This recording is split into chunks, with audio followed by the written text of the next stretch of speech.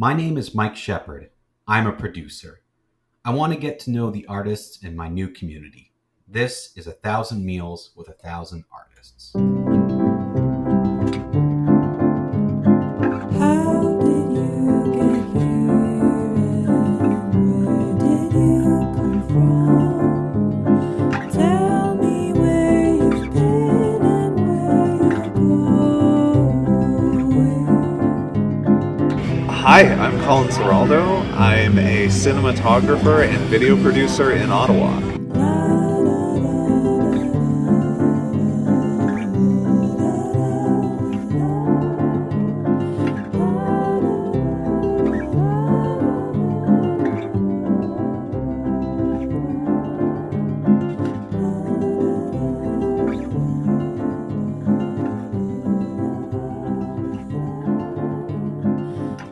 This week, I finally got a chance to share a meal with Colin. We've been trying to do this for a few weeks.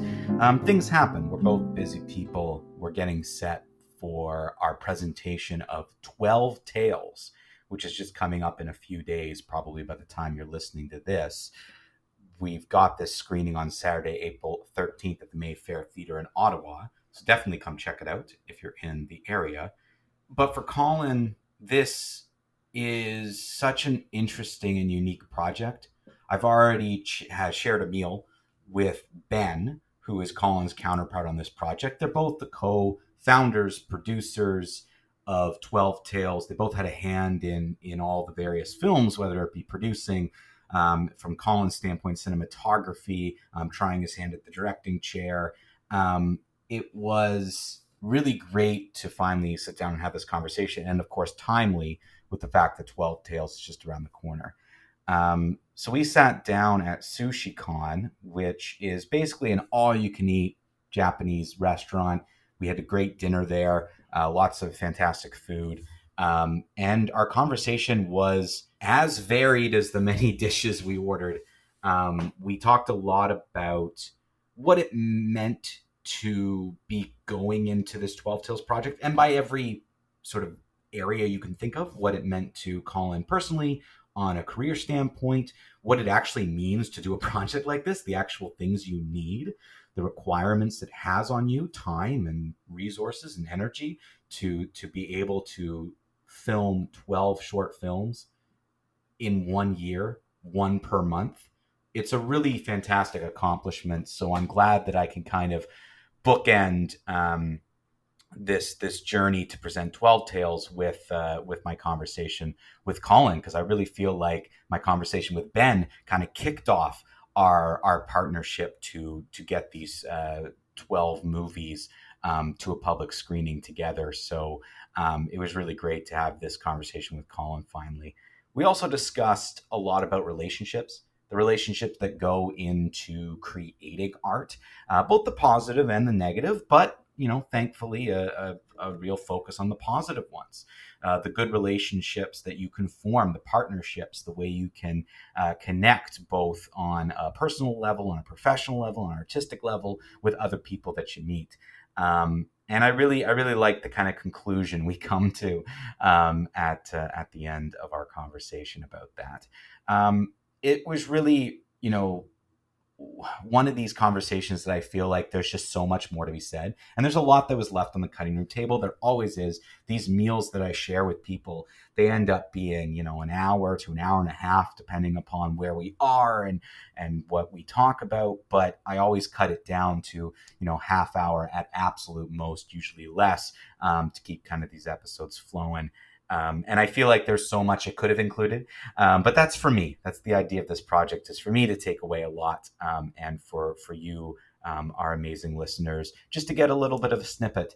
And I do encourage you to learn more about Colin, to follow him on social media. You can find all his information out on Soul One's platforms now, and come see 12 Tales and see the kind of end point of this really amazing project that him and Ben took on.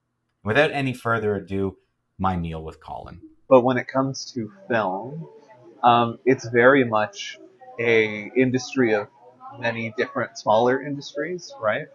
So explain that a bit. Like just for people who don't know. Yeah. If someone's listening and they're like, I don't know much about film. What would you kind of say about that? Like what do you mean by little industries that are part of it? So film is a really interesting industry because to make a movie, you need so many different things.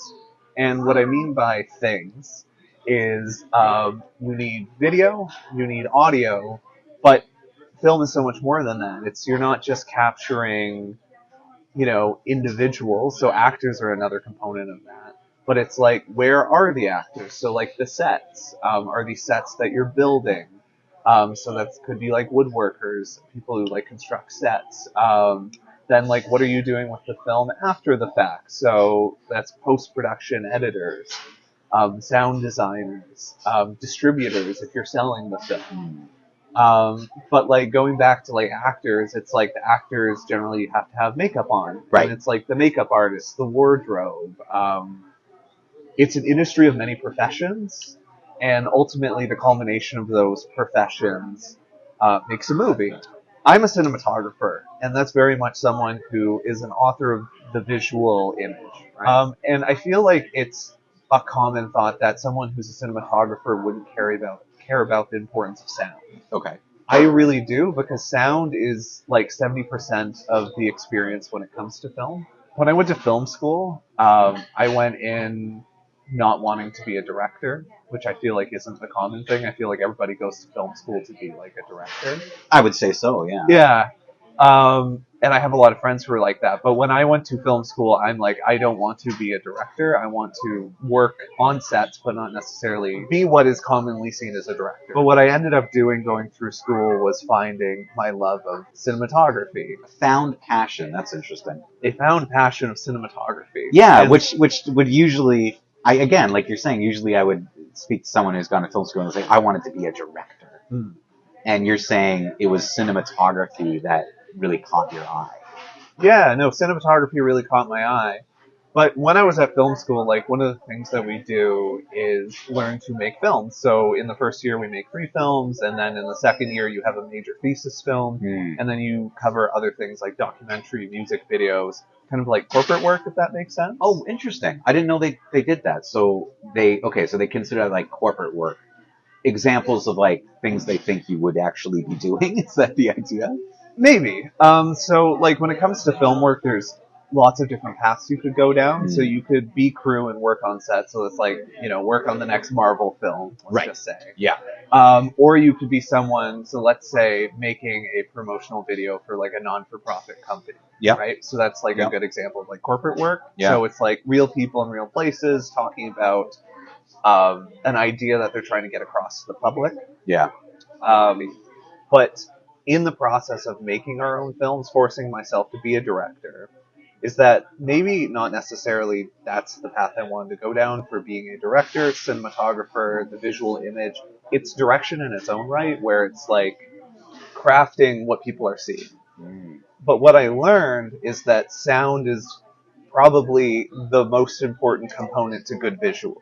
Right. And so from, an interesting discovery of that for myself is I spent a lot of time improving my sound design skills, my post-production proficiencies to get better sound. And then when I graduated my 3-year digital cinematography program at Canador, I then took the 1-year post-production program that they offered, which had a heavy component of sound design, specifically mixing for Atmos theaters, because they had a $1 million theater that they built for Atmos mixing. Atmos mixing is like surround sound, but the next level. I'm glad you explained that. I was what are you talking about? Yeah.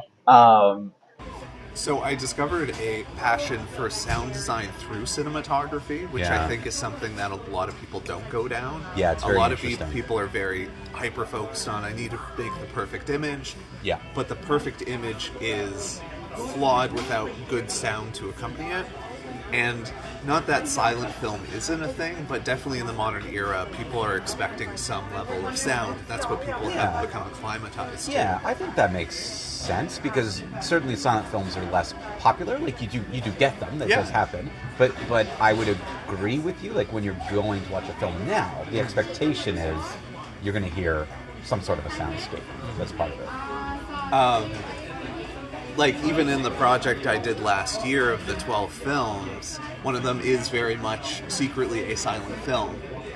Interesting. Yeah, well, I mean, I guess if you're going to do 12 short films, which is what you did, you're going to get a variety of genres in order to keep it interesting. If they were all westerns, it would get boring after a while, right? Like I would imagine, I mean, you can tell me if I'm wrong, that you went into it trying to make sure you did different genres as a part of it? So in making a film a month, it's like a time challenge every month. And a big part of that is it's like, okay, we have a plan for that specific month. We didn't plan these ahead of time because who has the time? It was basically, we're making a film a month, let's go. But in the process of that, we really wanted to, because this was a way of practicing. This was a way of like repetition, of making films and getting better at it. But what's a better way of doing that by just going a large scope in genre? So doing that, in the challenge, what we wanted to do was have different main cast every month, different cameras every month. Which ended up kind of... Different cameras? Yeah, different cameras. So for the first, 6, we shot on a different camera system every month. So that ended up being, borrowing from people that we knew, or even a selection of cameras that we already had because we, run Hot Shoe Productions, and it's a corporate video production company, so we have cameras in our arsenal. But from that, it was a really interesting challenge because it let us kind of learn how different cameras work and the types of images that they produce. But I feel like that made us better in specifically being like, okay, this is a camera that we tried. We didn't like this about it, which could have been the image, or it could have been the ergonomics, or it could have been just, I don't know, some cameras you need additional accessories for, and that's kind of unfeasible on some levels of production because, it's like, if you're making these films by yourself, you generally need some sort of support crew. So, a director of photography / camera operator might need a first AC, which stands for camera assistant, which is somebody helping with, swapping out batteries, because some of these cameras are really power hungry. It could be doing the slate,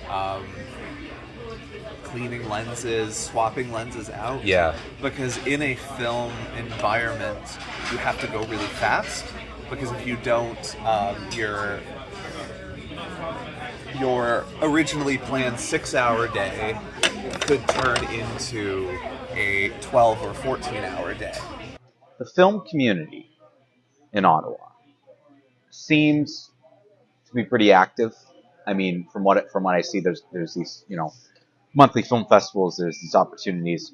One thing that is fascinating is a big difference between theater and film. Is right now you can throw a rock and hit 15 theater companies who are putting on, whether it be paid professionals, amateur theater, community theater, whatever, at any level, putting on a show at some point in time, 3 to 4 show seasons in a year. But why is it that there is not film companies producing films every year where you do it's Mike Shepard's Star Trek film is playing twice at the Mayfair on these dates, and then it's traveling to the Bytown at these ones, and then it's going over here. Why does that not happen? I'm throwing this big question to you. You might not have an answer, but I would love to hear the perspective from someone in film as to why we don't see that. Production companies for film creating film locally more occasionally, I'd say. I feel like a lot of independent artists, it's more accessible for a person who's new to theater to do a one-man show than a filmmaker to make a film and then pay the money to have it screened. I feel like with theater, to be able to see it, you have to rent out a stage and then people will come and see the theater. But you don't have to leave your home to see a film. It can go on streaming. It can be on YouTube. It Sure. can. So I feel like those platforms are inherently, I don't want to say killing cinema, because that's not true, but changing how people watch films. Okay, honestly, I'm not sure if this is an informative. Okay, well, no, okay, let's break it down. Let's break it down. So I know a lot about the nuances of budgets, right? So from my standpoint, who's a producer, working with you for 12 Tales, just as an example, the principles of if I were to put on a theater show, put on a stage, and put on a movie and present it are identical. I need a theater venue and I have to book it out. I need to market and promote it. I need to make a certain amount of money back in order to either give money to the artists or make back my expenses to produce. The biggest difference between presenting something and making it yourself is the money. I didn't pay you guys to create 12 films, right? But in theater, you can buy a production. If I were to buy a show that was just in Toronto and have it here, it's the exact same of what I'm doing essentially with 12 Tales. But it never happens. Yeah. And even before the onset of YouTube, I would argue it never happened. Yet, and to me, it doesn't make sense. Like right now, what's stopping Ben and Colin and Hot Shoot from having a production side where you make a feature film in, like, obviously you got to script it and film it. So maybe let's just say it takes a year, for argument's sake. It takes 1 year. And in 2025, it's ready to distribute, and Hot Shoot booking these 6 venues and touring your movie around. What's stopping you from doing it? Okay, I'm gonna take a shot at this. Okay, roll the dice. So if I was gonna give an honest opinion of maybe why, and I don't think this is necessarily correct. It's just an opinion. You can be wrong. It's fine. So there's varying degrees, but I feel like there is a barrier to entry when it comes to film. Interesting. And it's mostly monetary.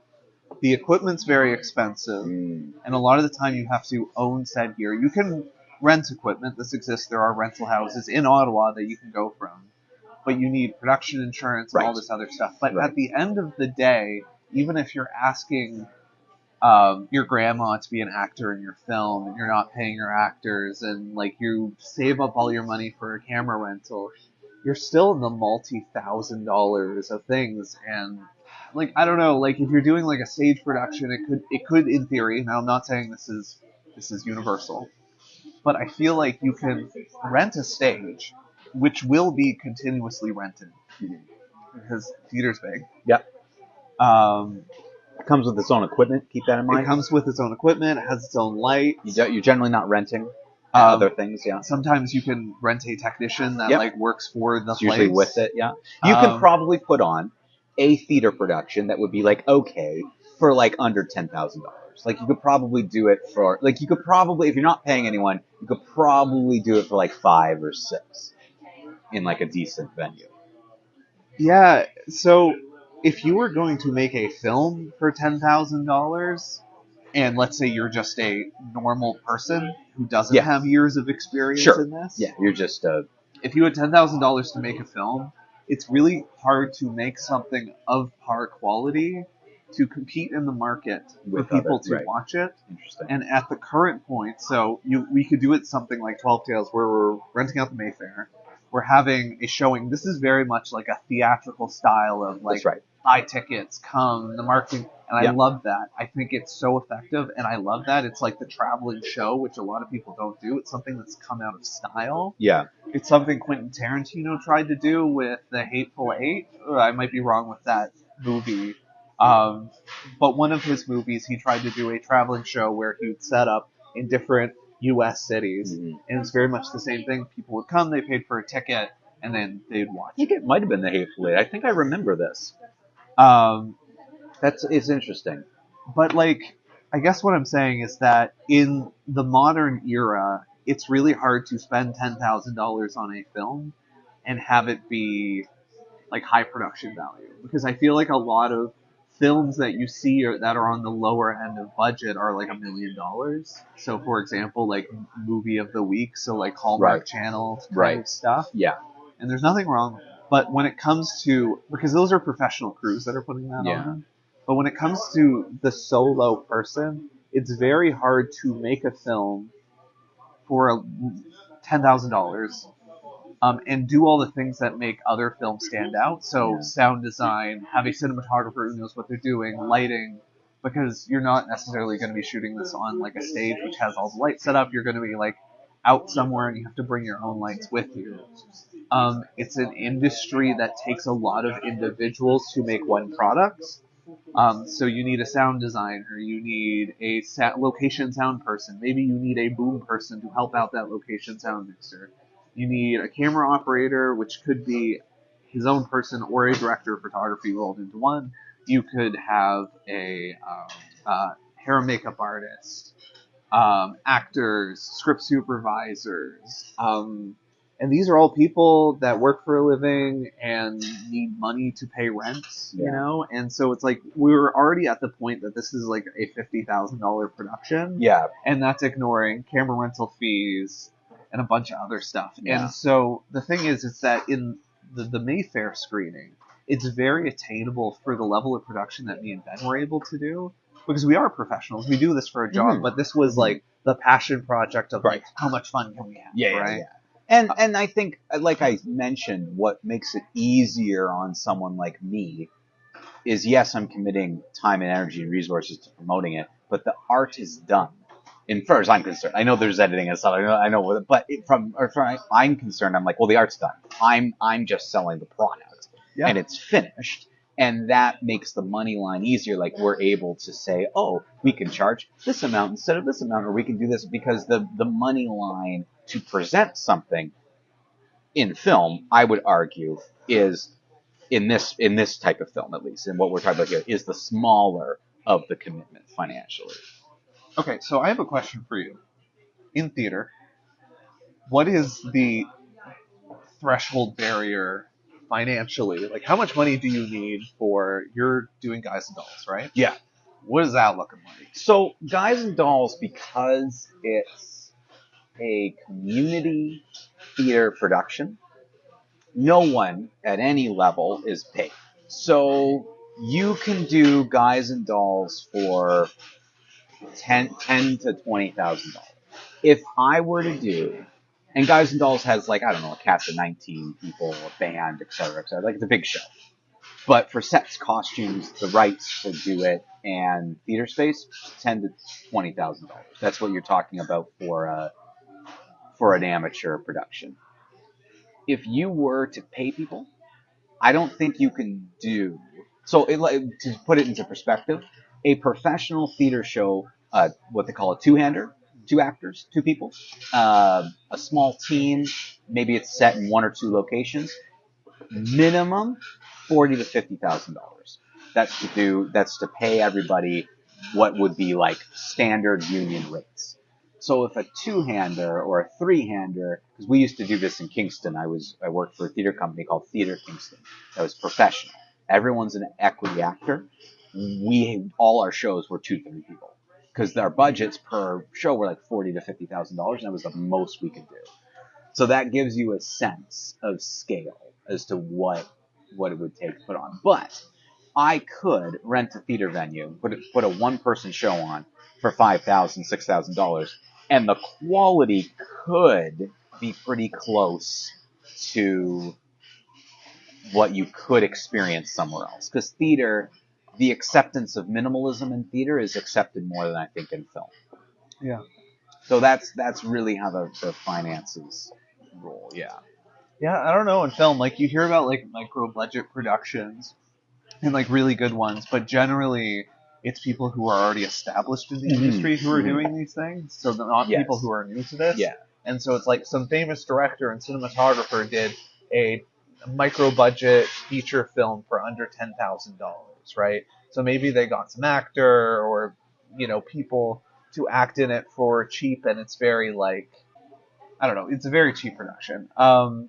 So the thing is even at that point, it's like these people might be donating their time, but these individuals' time could be worth like $5,000 a day or something like that. Yeah, like, I think scale is a big thing, right? And I think the question I had about theater companies versus film production companies. I think maybe I am more looking at that amateur side of it. There are so many amateur theater companies that don't have to pay people, that people, because it's their passion, or they're either starting out in university and just want experience, or they're older and they just never went into theater as a career, but they do it as a passion. Why is that not the same for film? And I think we're starting to answer that a little bit No, I think in terms of the mediums being so different. I think you hit the nail on the head. It's a matter of scale. Not all things Yeah. scale properly. Yeah. You can scale theater down pretty well and Yes. still make it financially feasible.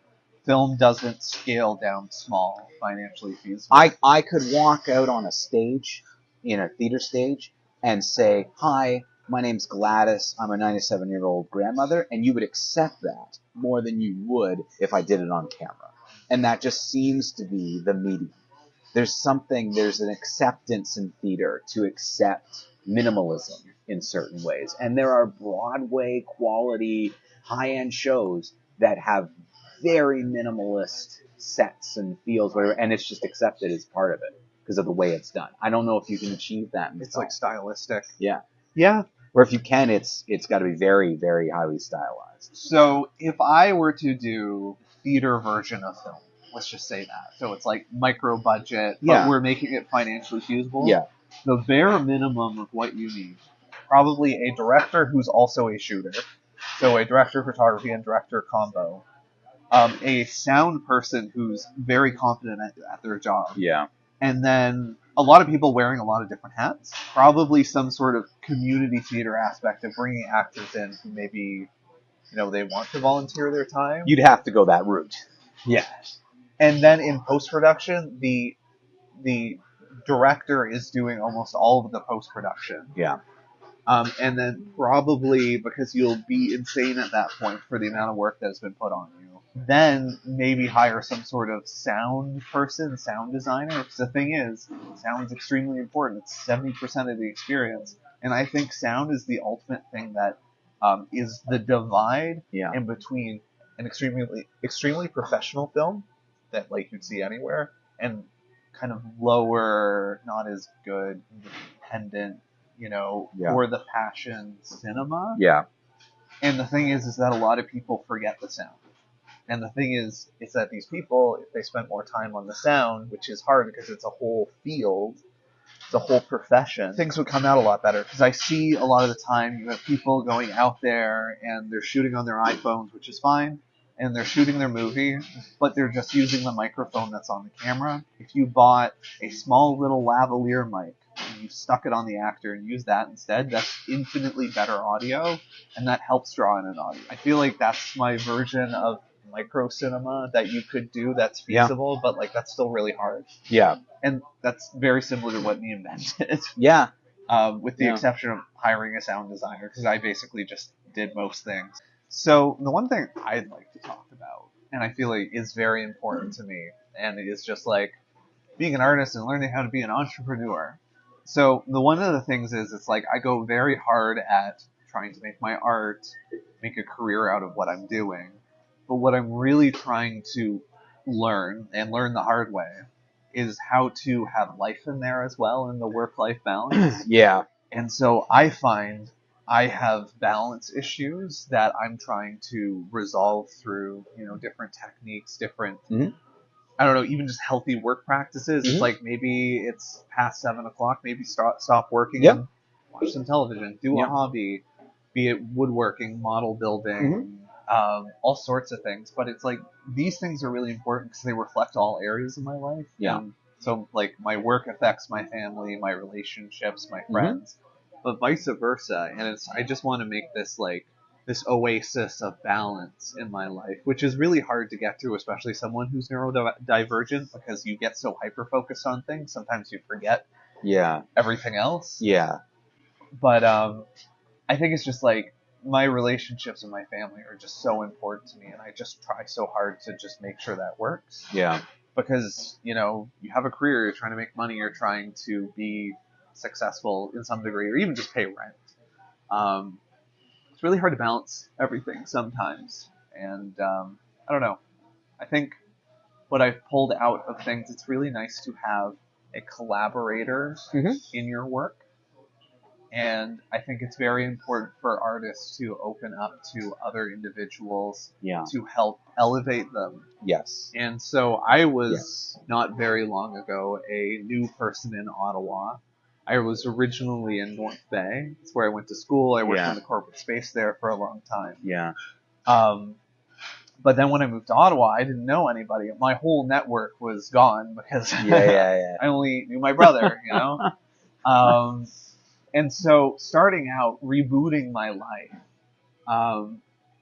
eventually I was able to make a point of contact, which was working on a feature film, and I met Ben. And that was a really good point of, we were working together, then we became friends on the set, and then from there we ended up working together. So we were friends first, and then co-workers, and then I feel like we were then friends again. Yeah. And then ultimately collaborators on doing is it's just really good because other people in your life elevate you. Yeah. And like even like it's not just work relationships, it could even be like family or other things. It's really good to reach out for support in many different ways. Have a support system, I think, is really important. Also, maybe pushing negative jerks out of your life. Definitely that's important too. You bring up such a good point about the collaborative thing, because I think that work-life balance is so important, and that art-life balance and everything balancing is really important.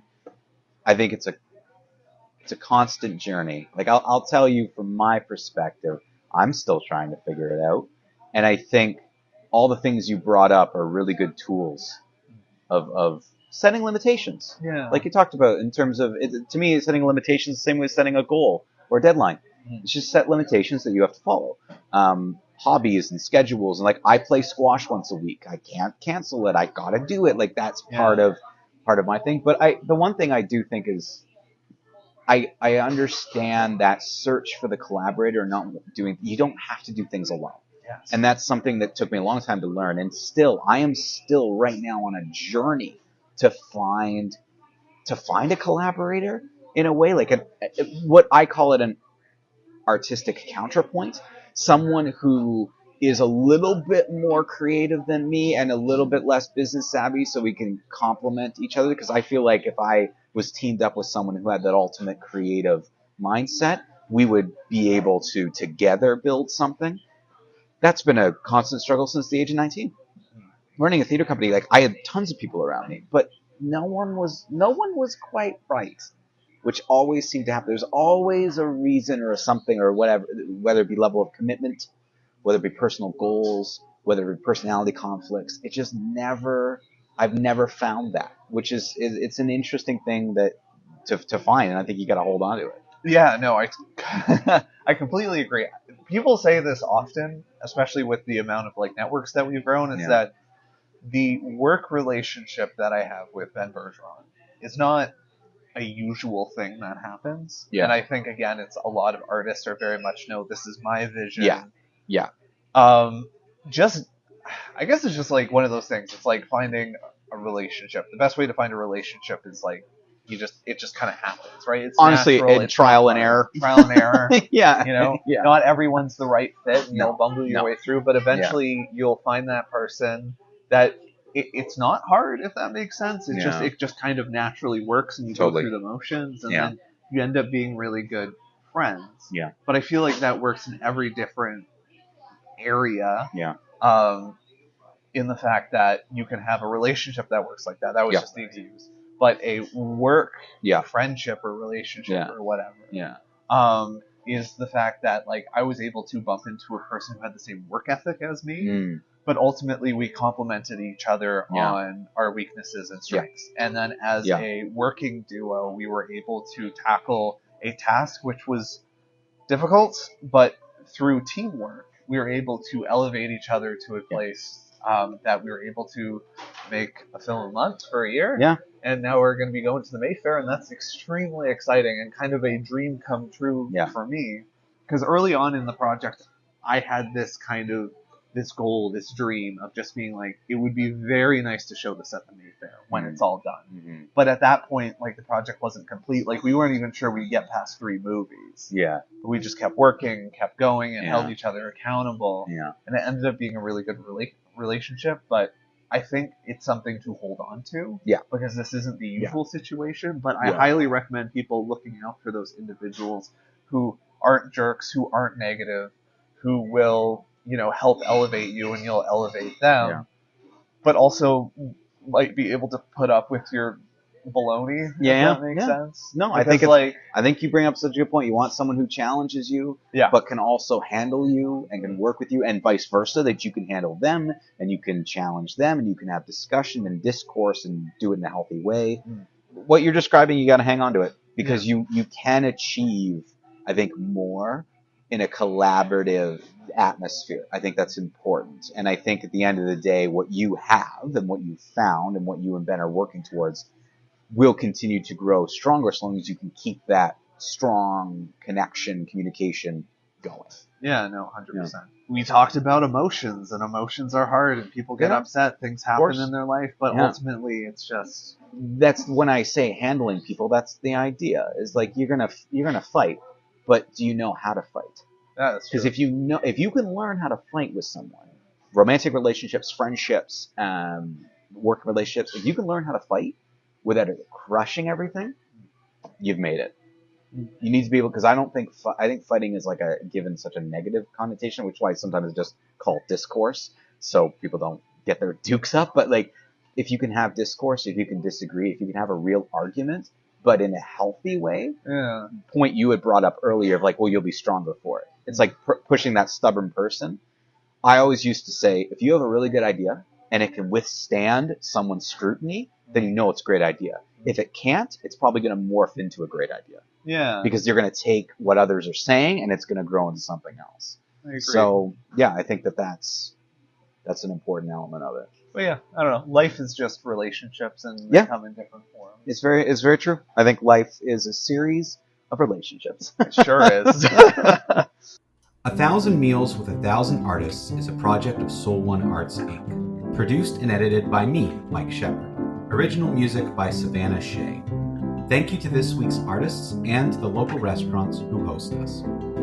For more on 1,000 Meals with 1,000 Artists and Soul One, please visit soulonearts.ca.